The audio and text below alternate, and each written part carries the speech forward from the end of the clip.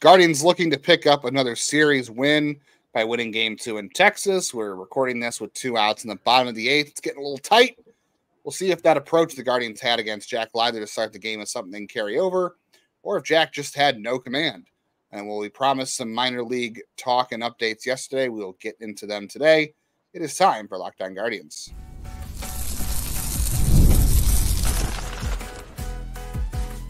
You are Locked On Guardians, your daily podcast on the Cleveland Guardians. Part of the Locked On Podcast Network, your team every day. Hello, everyone, and welcome to the show today. Today's show is brought to you by eBay Motors. From brakes to exhaust kits and beyond, eBay Motors has 122 million parts to keep your ride or die alive. With all the parts you need at the prices you want, it's easy to bring home the big win. Keep your ride or die alive at ebaymotors.com. Eligible items only. Exclusions apply. eBay guaranteed fit. Only available to U.S. customers. We only had 2 comments, but they both said to keep the information coming. So currently, 3-2 count in the 8th, 2 outs. Jankowski at the plate. A battle of the best hair, Travis Jankowski and Scott Barlow. Not exactly as catchy as Casey at the bat. Jankowski at the plate was that was the sequel nobody wanted. Guardians had a good approach to start this game. I don't know whether or not. Was it a good approach, or was it just Jack Leiter is really not good? Well, that's the question, right? Did the Guardians do really good against Jack Leiter? I mean, Jack really had no control, and are they really going to bring Pedro Avila into this game? Wow, that's interesting. I guess they got to give somebody a break today with. Yeah, I mean, Barlow just doesn't have it in this one.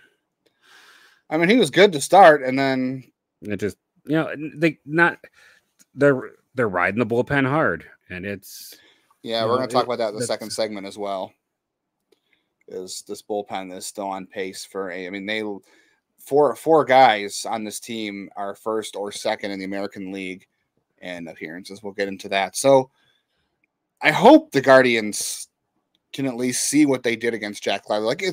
This is why I say we talk about how the contrast or the difference between the majors and the minors is so stark right now. Is Jack Leiter is obviously a good prospect. I don't want to say great. I don't think he's a great prospect because you and I both understand that, or at least have the same viewpoint that Vanderbilt pitchers are kind of ruined. Like Walker Buehler, they just don't develop. Yeah, they get used hard in college, and when they get to the pros, they just aren't the same. They don't pan out. Walker Buehler has now had 2 or 3 Tommy John surgeries, at least 2. I think it's 2. It's 2. I want to say he's the only one. David Price was good for a long time. I'll give David Price that. But that was a long time ago now in baseball years. David Price has been retired for a couple of years now, and it's been a long time since he was any good. So what other Vanderbilt arms can you really point to? You can't point to a lot of Vanderbilt guys in general. That's kind of the dirty secret. After Brian Reynolds, Pedro Alvarez is the second best hitter in program history. And you don't love JJ Bleday? I did. Confession, I did. Never again. I won't. Just drinking to that one. I know I won't be fooled by Vanderbilt ever again. It's tea. It's tea. Just so no one gets in trouble with. That's Jets kryptonite right there. Is talk about Vanderbilt must drink. I can see why. I used to be a big fan of theirs, but then it's one of those things. The more you cover the sport, the more you learn the little ins and outs, and you learn about I hope Aaron's doing well with Virginia. Swanson's been good.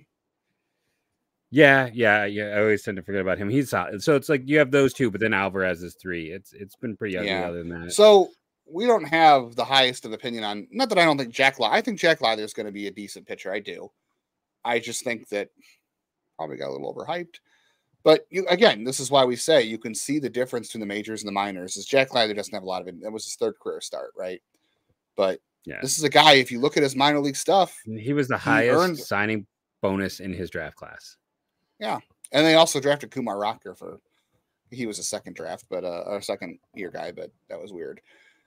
But you can see why, what's going on here. Jack Leiter had great numbers at AAA. He earned the call up. The Rangers obviously have I think they have half of a rotation that would be one of the best in baseball on the injured list. Scherzer's out, DeGrom is out, wasn't Eovaldi out? Dane Dunning, I think, is hurt or something. They have half a rotation on the injured list. So that's part of why Jack Leiter was Barlow got out of it. He's been Yeah, he's been great. It's been a while since he's had a blow up or a bad night. Yeah, but like that's the thing. He got his way out of it, and that's what counts.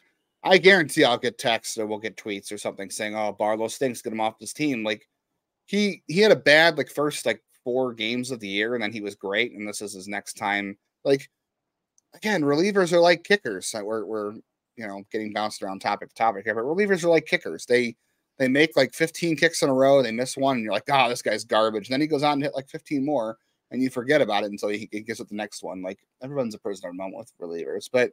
So Jack Leither's got great minor league numbers. He looks like he's ready for the major leagues at least, but when he comes up, it's a lot different because AAA hitters, I think AAA hitters are more exposed to the major league level than AAA pitchers, but it's the same thing in the majors. Like you've got hitters that don't swing at non-competitive pitches, and you have guys who can take stuff on the black, and guys who remember Jeremy Sowers, who was another lefty who could hit his spots, who Peter Gammons called the next Glavine. Tom Glavine. Remember man, I bought in on Jeremy Sowers. I'll tell you. So did this guy here. I did as well. Speaking of Vandy pitchers, that's what I just said. Yeah, I bought in on Sowers. I bought in on Sowers, and I bought in on R.I.P. Andy Marte. I did, and Laporta. We all bought in Laporta. Yeah. So I mean, Jack just didn't throw a lot of strikes. He had 1 strikeout. He had 3 walks. He hit 2 batters, and 2 of the batters he hit came with 2 strikes, which was I think Freeman and Fry. I want to say, but I don't know. I mean, I don't know if you can really learn about the Guardians' approach so much against him tonight because he was so not good on most of the game. I mean, he threw 40 pitches by the second inning, but hopefully they can see hopefully they can see the traffic that created. And look what Josh, I mean, not that Josh is any part of the offensive problem, but, you get a couple runners on, he goes for the big 3-pointer, and they're up 6-0 before Jack's even out of the game or has even gotten to the 3rd inning. And that's the approach that would be good for this team because we know what they did in the month of April with runners in scoring position. They just got to get guys on.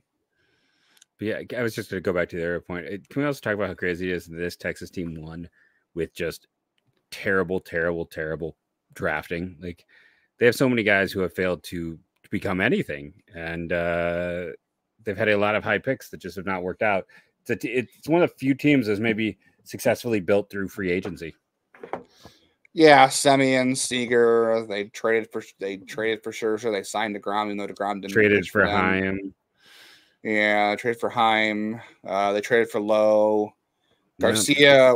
Garcia was technically a trade, but it took a while for him to develop. So, I mean, he's been kind of an internal guy because he wasn't a guy right away. They did draft Josh Young, who's hurt.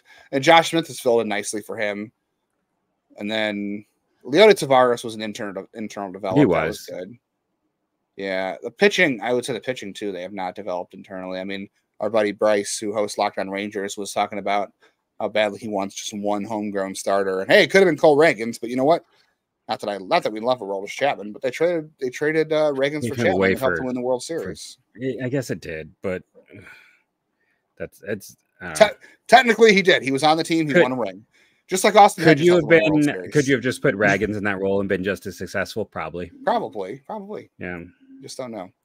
So yeah, moral of the story though is, the Guardians aren't going to spend like the Rangers. Let's just be honest. We know that unless that's the thing. Money fixes mistakes. Yeah, that's what it is. David Blitzer's current wealth, when he went to buy this team, was not as he's going to be part of a group, but his total wealth is not as high as the valuation on this team. So he's a hedge fund guy for what it's worth. He is. A lot of teams are being bought by these financial firms, and he is one of them. So it is going to be part of a grouping thing, but I think it would be better, but I don't think it's quite the hollow saving ground some people think it's going to be. It depends on the village, right? Yeah, so everything is depending on Ballpark Village. If Ballpark Village fails, then this fails probably, I guess. Free agency is also a risky game. Like everyone wants to extend Josh Naylor, but if you give Josh Naylor a 5-year deal, I feel like years 3, 4, and 5 could be very disastrous. That's not the story today, though. That's not. Yeah, we'll wait till he misses a month with injury, as he always does, and that definitely gets better as guys move into their 30s. Yeah, here's what I don't like. So the Guardians got 6 runs early because Jack Leither was all over the place. They have not scored. They didn't score after the Rangers bullpen came in. Even worse, Yeri Rodriguez, who came into this game with an ERA over 8, was perfect against them. Didn't even allow a base runner. That has shades of what happened against Detroit last week, where they were back and forth with Detroit early. The Guardians hit Kenta Maeda really hard, and then once Kenta Maeda came out, guess what? The offense dried up. That's the kind of stuff you can't have. Like, it's great that they went out and scored 6 in the first 2 innings, or the second inning, but you can't go off 5 base runners since then. Yeah. And that's 6 in the third innings, 5 base runners. Yuri Rodriguez, I'm sorry, had a 10 ERA coming into this game. They didn't even manage a hit off of him. No, he had 4 perfect innings. Yeah. Or did he hit? No, he hit Freeman. So it wasn't quite that's perfect. Right. Big deal. Yeah, but that was the one base runner. Yeah, that's the next step for them, is that, the 6 runs are great early on, and it looks like, that's that, and we'll see if that's enough. Don't jinx this. Don't say that's enough. I know. If it goes sideways, they're gonna come for you with pitchforks and torches. Yes, my words have a lot of impact on the Guardians, so much so that's why they don't want anybody to talk to us on this team. That's why they don't want interviews. All right, we'll talk more about some of this offense, and we'll talk about Ben Lively's start. Gavin Williams threw a bullpen today. We'll hope for the best on that. We'll talk about the bullpen. Why did he? That sounds like that'd be a lot of stress on his elbow to throw a bullpen. He should just stick to throwing baseballs. We've got a lot to come. The point is, on today's Locked On Guardians, if I can stand Jeff the rest of the way. Nope. Here's what I can stand. The deals from our friends at eBay Motors. You know why? Because passion, drive, and patience are the winning formula. I have tried your patience. You really have. That's the formula that keeps your ride or die alive, not Jeff's jokes. eBay Motors has everything you need to maintain your vehicle, level it up to peak performance, superchargers, roof racks, exhaust kits. The bullpen's going to need an exhaust kit here soon. LED headlights and more. Power, speed, style. If you're into that, eBay Motors has you covered. Over 122 million parts for number one ride or day. You'll always find exactly what you're looking for. And with eBay Guaranteed Fit, your part is guaranteed to fit your ride every time or your money back. Because with eBay Motors, you are not burning any owner's cash or yours. You are burning rubber. So with all the parts you need, the prices you want, it's easy to make your car the MVP. Bring home huge wins. Keep your ride or die alive at ebaymotors.com. Eligible items only. Exclusions apply. eBay Guaranteed Fit only available to U.S. customers. Game 3 of this series against the Rangers and the Guardians. You can catch all the action on your Sirius XM app. Just search Guardians. That'll be Carlos Carrasco and John Gray. We'll get into that later in today's episode as well. What weird joke do you have for me now? Oh, no, I was just giving you, hey, that was a perfect ad read. You were in and out in 1 minute. So that's what the one was for. Roki, 5 walks today. How much have we talked about walks and the importance of it? And that's not even counting 3 hit batters. Rocchio is the one that is really doing well walks-wise. Yeah, like Jose has picked up things. And then Rocchio in the month of May has a 12% walk rate. So he's not really hitting, but he's got a 310 OBP this month. And that's why he's staying consistent. Freeman double is that's just like one of those things you get lucky. Like, I don't know if it's a double unless it hits that and just to stop that in its tracks. That's one of those hits that I'm probably going to remember all year. Just go, oh, that was an interesting swing there by Jimenez. I mean, he hit it 101 miles an hour, so but he hit it. I guess I'll take it. While kneeling, it went was he genuflecting? I think he was genuflecting.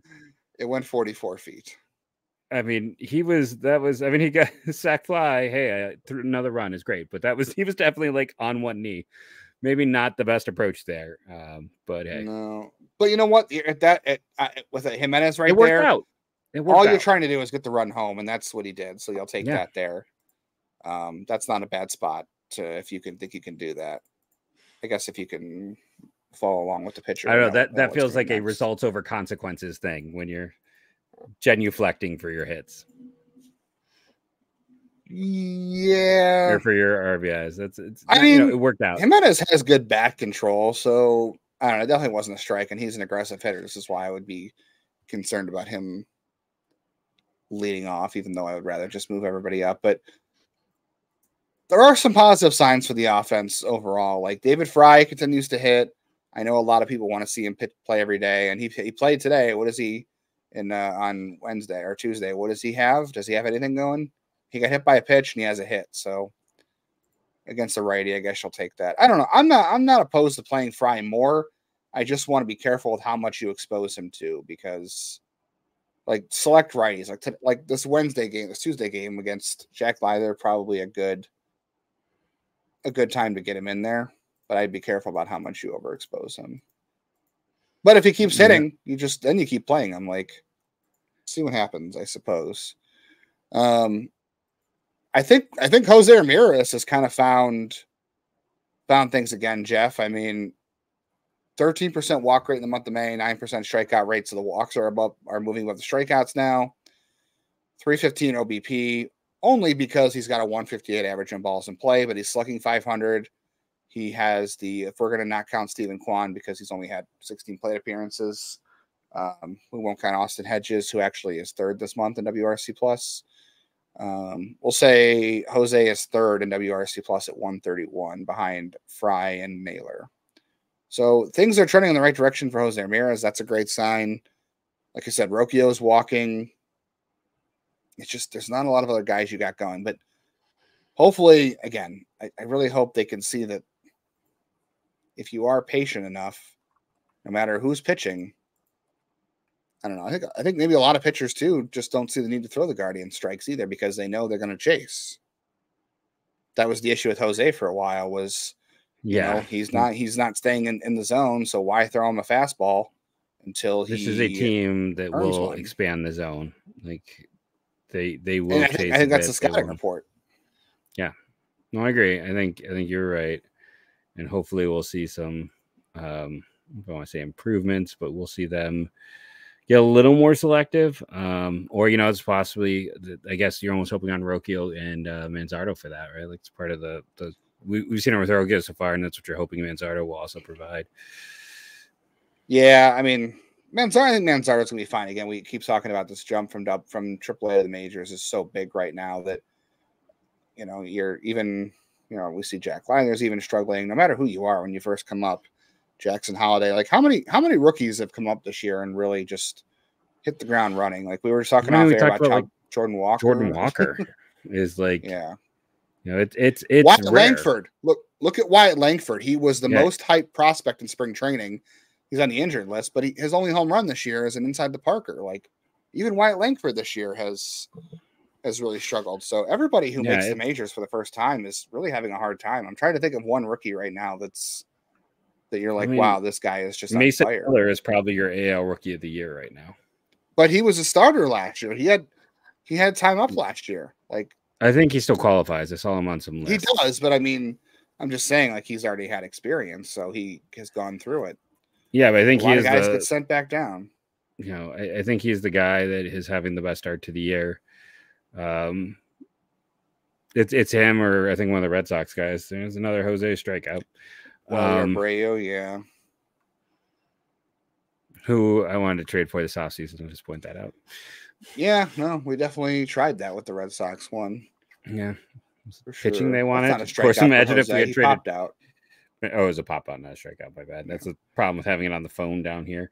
But yeah, Ben Lively, a very reliable start. It was good early. He was cruising the first two. He gave a solo home run the first inning, but he was cruising, and then the Rangers set a couple balls hard off him. He walked 3, which isn't great, but thank God the home runs were solo because he did walk 3 overall. But this is the kind of start. Like I know his starts early in the year were much better than this, but I feel like these are the kind of starts you're hoping for him for the most part. And hard to say he's been anything less than reliable this year. He has probably been staff ace guy. Ben Lively. He's been a stabilizer for sure. I mean, the last 2 outings he's allowed 6 runs in 10 2/3 innings, which you don't really love, but I don't think we thought he was going to be as good as he was before, where he gave up 4 runs in his first 15 innings of work, right? Like, but he's been reliable, and I think you can continue to roll him out there every day. And I wouldn't say he saved the bullpen by any means on Tuesday. Bibee got into the 6th inning. I think he'd like everyone to get through 6, but hey, speaking of, it's only doubles. I was just going to say another home run record fell in college, but it was a doubles record. So that's still power against the guy which the Guardians would draft. But that's a conversation for another day. The rotation though is still going through pretty good. I mean, the rotation was good in Chicago. Bybee was good against the Rangers. Yeah, Lively, you'll take what he gave you. I just wish they didn't work the bullpen so hard, and that's still, Cade Smith went 2 innings, which, again, I guess you can. We just skipped over our own rookies. Like, we're saying which guys have hit the ground running, and really, it's been Tim Herrin and Cade Smith, right, and Hunter Gaddis. Like those. Does Herrin still qualify? I think he might have been up for too many days. I think Herrin. Right? No, I think Herrin is still a rookie. Okay. And I know Gaddis is still a rookie. Gaddis and Smith have been very important. They've been, as everyone predict. Is that the 4th hit batter in this game? Jeez Louise. Well, we were saying off air, we were going to talk about hit by pitches and how reliable it is. Yeah, it's the one metric that has always been known to translate from college to the pros. I don't know if it's this reliable. Hit right on the arm. My goodness, Texas is a bit wild tonight. Hope Brennan's okay, because you can't afford to lose him. He has been one of their better hitters in the month of May, a 105 WRC plus, 409 slugging. Things have been trending in the right direction for him. Hitting 273. Hopefully he's okay. Oh, I hit him in the forearm. Yikes, not fun. All right, so we talked about Lively, some of the offense in this game. We'll talk a little more about the pace the bullpen is on, because it's a little dangerous as we talk about the bullpen. And then I guess we can get into the play between Rocchio and Freeman. And then we promised a lot of prospect talk in segment 3. We are still going to do that coming up shortly. We will deliver coming up. You know who will deliver? Our good friends over at Prize Picks. I appreciate everyone who was correcting me on all the things I did not know when it came to, I didn't realize how much of gaming is now stuff you can bet on. And, looking and talking about the board for weeks, I hope you did the under on Caitlin Clark, who I believe was at 21 and ended up having 20 tonight. Points, rebounds, and assists for Donovan Mitchell, 39. I don't know how I feel about it. 27 that'd be an under because he didn't play. He's not going to play the next game. So yeah. So I'm like, that's interesting. Like 5.5 rebounds. Like, can I go bet the unders on all of these? And they got their little red ogres, the ones that pay more. Demons are a little wild and they're harder to win, but they have up to 100 times payout. So go check it out. Our good friends over at Prize Picks for yourself. Remember that when you go, use the app or the website and use the promo code LOCKEDONMLB, all lowercase, all one word, for a first deposit match up to $100. That is LOCKEDONMLB, all lowercase, all one word, first deposit match up to $100. Pick more, pick less. It's that easy. Also promise it is easy to find the Guardians and the Rangers game 3 of this series on your SiriusXM app, just searching Guardians. Go to the bottom of the 9th. If you're following along on here, Guardians up 7-4. They left the bases loaded. I don't know. We'll see. It looks like Clase is going to come in. Funny thing is, they used Clase on Monday in a 7-0 game because he needed to work because he didn't pitch at all in the White Sox series, if I'm not mistaken. So now he's going to pitch 2 nights in a row because of that. And you would have liked to have maybe added on a little more to keep getting the night off, but now he's going to be unavailable on Wednesday. But you have the day off Thursday, so hopefully that'll be fine. But Jeff, the bullpen is still in an unsustainable place, not in terms of talent, but just in terms of appearances. The Guardians are only 7th in baseball in terms of innings pitched by the bullpen at 164.2. In this game, they do have the most appearances overall, though, at 160. It's a great bullpen. And if you're looking at players in terms of just appearances overall this season, Scott Barlow is 2nd in baseball in appearances overall, 22. Nick Sandlin is tied with him at number 2. I'm sorry, Sandlin and Barlow are tied with Derek Law of the Nationals for number 1. Clase is 8th, 21. He'll soon tie Sandlin and all those guys at 22 because he's going to come into this game here in the 9th. Gaddis hopefully got the night off. He's at 21. So you've got 3 guys that are top 10 in appearances so far, and Cade Smith's got 20. And 3 of those guys are now going to be tied for the league lead in appearances, and we're only in the month of May. That's got to change. I'd have to look and see what the appearances are in May. Maybe tomorrow I'll come back with, May versus April, but I know Sam Henches didn't start the year with them, so hopefully he's got some bullets saved, and congratulations to him. He's on a paternity list, so he's out for the series with his wife and his newborn. More time off for him so he can be the late bullet guy late in the year. I don't know. Only I can think of is hopefully Andrew Walters has a lot of bullets for the second half. Yeah, or Nick Enright, or a well, Nick Enright's currently hurt too. So hurt, but I'm hoping he can come back. I am too. Hold out hope. I'm going to be positive. But yeah, I'm holding out some hope that some of these young arms will be here to lift this team up. I am too. The thing is, we talked coming into the year about how much relief help they have in the system to come. Enright's out. We haven't even heard anything about 99 in a while. He's been with the team, but he hasn't been on a rehab assignment. Eli Morgan is pitching. So, I guess you have him potentially at some point. Alamon's hurt. Goes has been okay. I don't know if he's necessarily an option. And then Andrew Walters. Andrew Walters pitched on Tuesday against, it doesn't matter who he pitched against, but Tuesday he was great again. So he's up to 16 innings this year, 32 strikeouts, I think 10 hits and 16 innings and two walks, 2 runs. He's been dominant. He's sitting 97. His secondaries are really good. The Guardians keep talking about how they want him to meet all the challenges in the minors that he'd be asked to face in the majors. So all the scenarios you could think of when he'd pitch in the majors, coming in with runners on and working 2 innings or finishing an inning and coming out for the next inning. He's checked off all those steps. The only thing Walters hasn't done is he hasn't pitched on back-to-back days yet. And then on Tuesday was the first time that he's thrown with a day in between. So he pitched on Sunday and he pitched Tuesday. That's the closest he's pitched to back-to-back so far. Every other outing this year has been 3 days of rest or more. So they're still being careful. That's a common thing they do with relievers. It is. And I don't know that it's a requirement for the Guardians. I assume it will be, but I can't say for sure. All I know is they continue to say, we want him to mimic the kind of things he's going to do in the majors and the minors. And that's how they're going to, build him up and get him ready for a call up at some point. I don't know. I would imagine back-to-back is on their list for him at some point. I just don't think it's anytime soon. Maybe we'll see what he does this week. He finally got 1 day of rest in between, but I would not assume Walters is coming up anytime in the month of May. I would say June-ish. I almost would be tempted to say July. Depends on the state of the bullpen too, because really the bullpen outside of like Pedro Avila is your mop-up guy, but everybody else is played a leverage role, so you don't necessarily need him. But come second half, you might because of some of these arms like getting tired. But I just wouldn't assume he's coming up anytime soon. No, yeah, it's going to take a bit. Let's be honest. Like it's probably going to take an injury. We were worried they were going to have to figure out is Cade Smith going to go down or what. It's as you are better at saying than I. It's all about the it'll work itself out.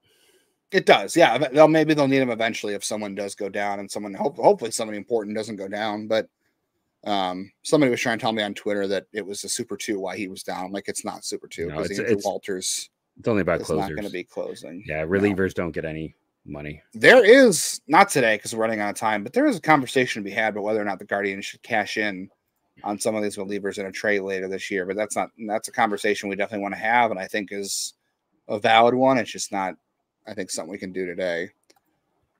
Jeff George Valera hit another home run on Tuesday. He is back from his hamstring injury. He's shown a lot of pop so far, and he's walked. Average isn't great. And we keep talking about how the transition from major leagues from AAA is very hard. But when do you think we see George Valera? Because I don't see a whole lot of difference in between him and Estevan Florial, if I'm being honest. Like I know Florial's been okay. We thought we got that wrong, and I just don't think he's been special. I think there's enough reason to call up Valera and replace Florial's at bats. They do the same stuff. They walk, they strike out, they hit for power. They're corner outfielders. That's about it. They're the same guy to me. Except for it's the situation that in a year he'll be in. He'll be in this situation where he doesn't have the options. He'll be in the same situation as Florial then, who's out of options. Yeah, no, it's so. I almost feel like they're splitting the year up. Like he'll get Ephardt, and then everyone will get their third. He'll probably be up June, July if things don't end up working with Florial. But I feel like they'll probably give Florial a decent run. He's probably a better defender. They both have good arms. Yeah. I don't know. I don't see anything Florial's doing right now. I know he had a decent month of April, and he's only had like 38 plate appearances in May. So you want to sit there and say he's terrible because, guys, this is his first chance to play this much. And I don't know, but at some point you got to get an answer on Valera. And I think that's more important than Florial because I know you invested in the trade in Florial and whatever. We were talking about how much time they're going to give him because of that. But you've got a lot more invested in Valera at this point that I think you need to see more about him than you need to see Florial. Because maybe he's part of the future. I don't think Florial or obviously Laureano is not part of the future. Speaking of Laureano, Jonathan Rodriguez continues to hit. I'm not opposed to him getting a chance. My only thing continues to be Laureano is like playing twice a week. I don't think he's really helping this team win right now.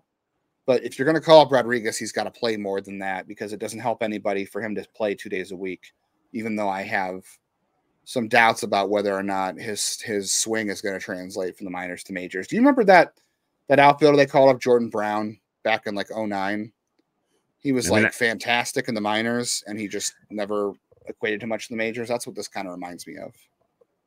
Is that the one who was like the first baseman outfielder, or is that a different like the guy who had all the doubles? So. I really believed in Jordan Brown, so I didn't. I thought that I don't know if I think I feel the same way about Rodriguez, but I think he deserves a shot regardless. Yeah, sure, Laureano. It just comes down to the defense, right? And then that's the whole thing. It's like, as you said, it's playing time, not the defense. Playing time. And that's the one thing. It's like, well, if you're going to give Valera a shot, then you can't give him and Rodriguez a shot. Can you have Valera and Rodriguez on the same roster at the same time in the majors? I don't know. No, because they're not going to play. So you got to kind of pick your slots. And I'm not opposed to any of them getting opportunities. I mean, I kind of would like to see one of them up. But then you have to invest in the player. You have to give them opportunities. So we will see. I think this one's now in the books. So there we go. Cleveland, another win. They would say. CJ Kayfus is doing great things in Lake County. I feel really good about him. I'd like to see him against Akron. Daniel Sheeman, again, we've had this conversation too. Again, comes down to playing time and what he really does for this team. I'm not saying he doesn't deserve a shot, but I just don't know if there's a fit in Cleveland for his role. I know some people will say over Arias, but like, he's just another lefty. Is the problem. Yeah, I don't know. Yeah, Guardians win 7-4. They'll go for the sweep on Wednesday. It'll be Carlos Carrasco and Jonathan Gray. It'll be funny if they do get the sweep. Now I know I'm going to jinx them because last year they only had 2 sweeps, and the second one was against Texas. One was Texas. Hey, real quick, if you are watching, well, by the time you listen to this, it'll be over. But at some point, they'll replay it on Valley Sports Great Lakes. But you can check me out talking to Jensen Lewis about some of the draft picks that won this year. That'll be airing, I think, throughout the week. And then next week, they're cutting up a segment. So I'll talk about the pitchers next week. This week is hitters. And I think next week is pitchers and comp round guys. And I mentioned Alex, Mike Sirota. Yeah, just for the sake, real quickly on the way out, top 5 weighted runs created pluses: CJ Kayfus, Guy Lincecum, Alex Mooney, Daniel Schneemann, and Jason Churio. So it's a fun list of names. Interesting list. Yeah. Thank you all for joining us today and every day here on the show. We appreciate being your first listen, and make sure you're tuning in for all the information, fun, and the like. Thank you all, and go Guardians. Go get that sweep Texas.